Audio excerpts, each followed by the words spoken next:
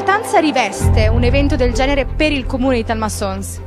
È un evento importante perché torna ad aprire una pagina importante della nostra comunità, spesso in questo caso dimenticata. Sono convinto che la memoria storica deve essere qualcosa che non è solo un ricordo, ma diventa anche bagaglio emozionale. Nelle parole che oggi abbiamo sentito, che anche questo per noi è un posto storico, siamo dell'ex municipio, quindi qualcosa della nostra terra, diventa un bagaglio emozionale anche per le nuove generazioni. Quindi abbiamo riaperto una pagina, spesso dimenticata, anche perché passando in quella via chissà quante persone ovviamente sapevano la storia che oggi abbiamo raccontato. Memoria, bagaglio emozionale e ricordo sono quello che abbiamo cercato di fare in questi anni di amministrazione, dai passaggio dei primi libri sul Marchese Mangilli, sempre di Flumignano, sul padre Corvelio Fabbri, e oggi questo. Poi vedere anche i parenti, le persone, le famiglie che oggi erano qui, era anche un modo per dare giustizia anche a loro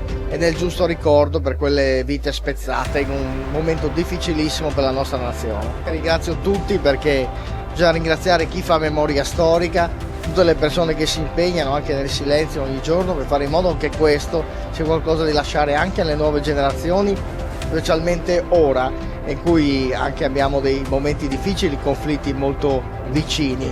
Ecco, questo ci fa pensare molto, ci fa capire anche, avere un'altra ottica. La storia dà anche questo.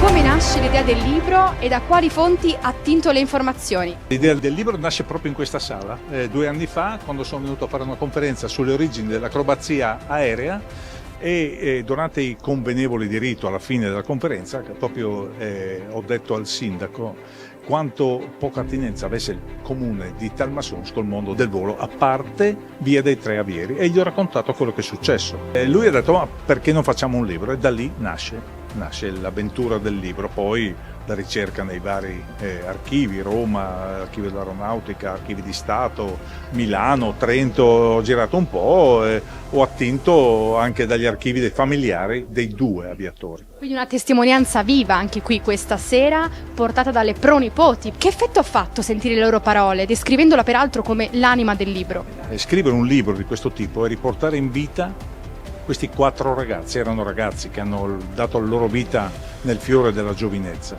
ed è molto emozionante raccontare quello che successe ai discendenti che nulla sapevano. Incontrarli è stato molto emozionante. Queste iniziative potrebbero magari essere fatte in ambiente scolastico, per fare in modo che i ricordi dei paesi, i ricordi dei nonni, i ricordi degli zii, i ricordi di chi ci ha preceduto possano prendere vita anche in libri e diventare anche cultura comune, come quella degli eroi di Flumignano possa diventare in qualche modo una storia che unisce anche i giovani di oggi.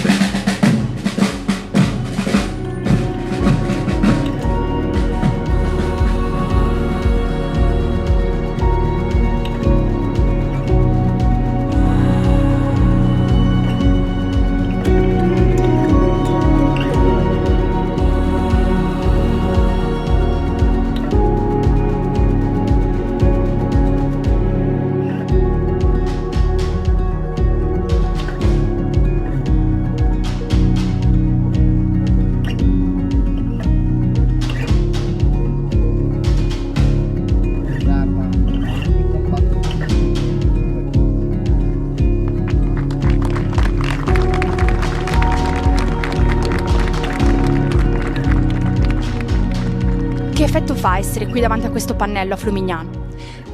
Devo dire che è estremamente emozionante, non pensavo che mi sarei commossa così e devo ringraziare tutti voi perché voi dite grazie a noi che siamo arrivate e che abbiamo dato un senso, in realtà ringraziamo noi voi perché io mi sento parte di Fluminano, quindi è estremamente bello e emozionante.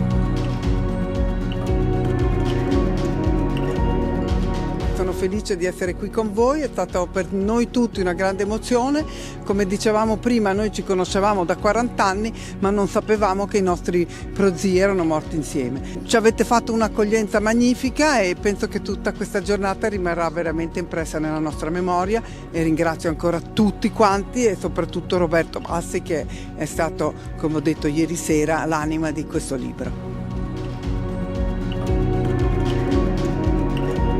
Sono Marina Clerici, anche io sono pronipote di Giampiero, a cui mi sono sentita oggi vicinissima, come mai pensavo che potesse succedere. Oggi vorrei anche essere, se possibile, la nonna degli altri due che non hanno qui nessun rappresentante della famiglia, ma mi fanno una tenerezza infinita.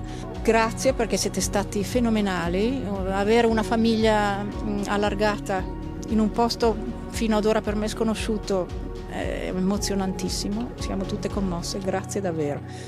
Per noi, io me lo porterò dietro e cercherò di trasmettere alle mie figlie, alle mie nipotine, quello che ho vissuto oggi e il legame con la nostra famiglia che più che mai mi sento quella passata, vicina e presente. Grazie.